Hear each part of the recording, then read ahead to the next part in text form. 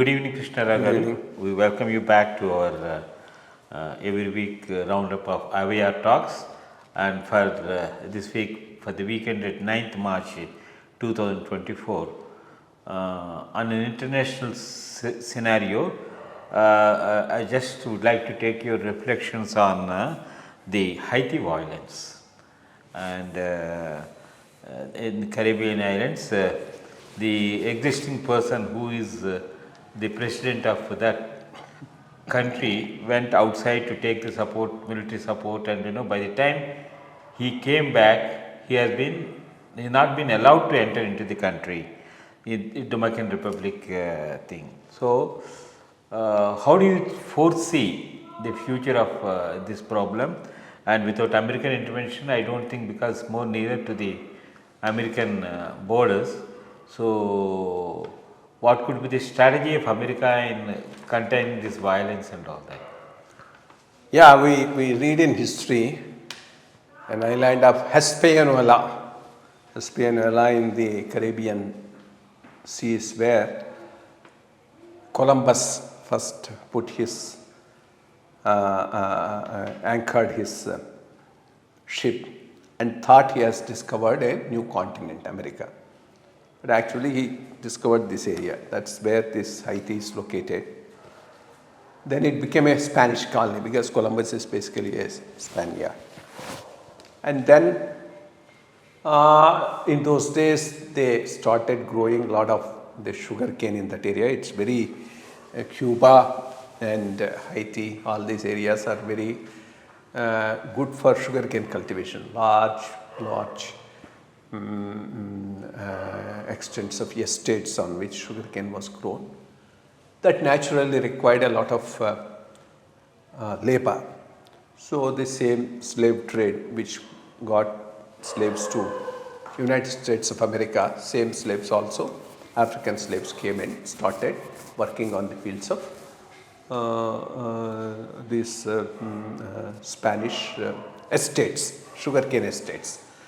But slowly, after some time, this portion of that island of Hispaniola was taken over by the French. The other one towards the east, I think Dominican Republic, that remained with the Spanish. So this became French speaking and things like that.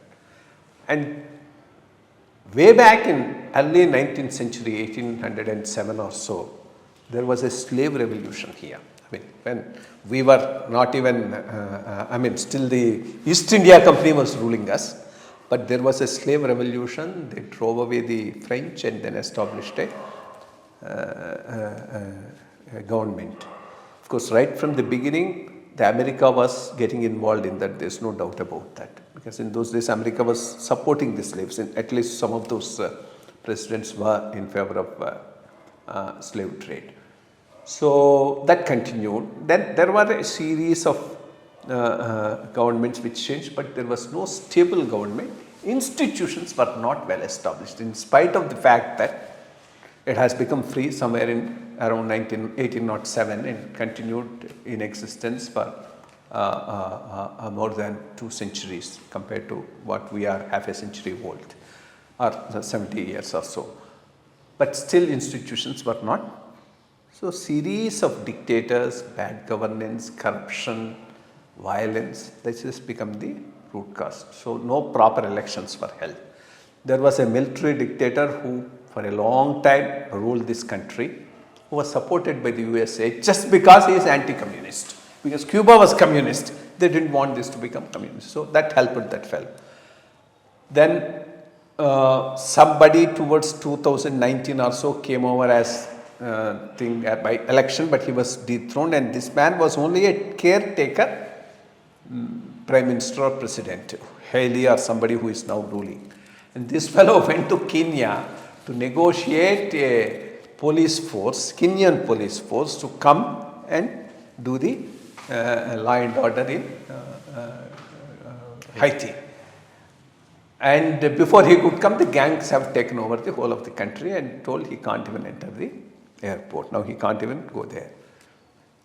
United States has a strong stake here because it's Caribbean, across the ocean about 1,000 kilometers these places are located from Florida.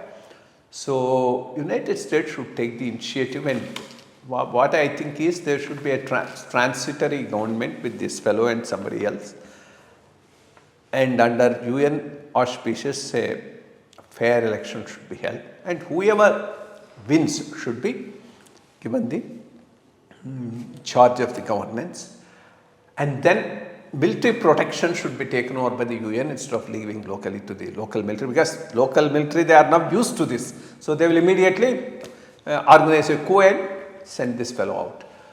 And after the institutions stabilize, run for 4-5 years, if they leave, maybe there is a chance of a proper institutional building happening, leading to a better functioning of democracy there. Otherwise, I think these gangs, but one thing good is these gangs are not as entrenched as the militia of the Middle East. Militia of the Middle East is very, very powerful, well armed, either the Houthis, the Hezbollah or the Hamas are deadly. These are all riffraff, the youngsters who are on the streets given a gun and a dollar and asked to go and loot. They are looting it because there is nobody else to control them. But once an organized military comes there, all these fellows will disband and go away. So that's a possibility. So that's what US and UN should work towards. Otherwise, it will be a problem for America itself, because it's in the backyard of America. Most of these countries, either the Central American countries or the Caribbean, are just in the backyards of America, and whatever happens here will get reflected in terms of a refugees to America. That's the problem. So thank you very much.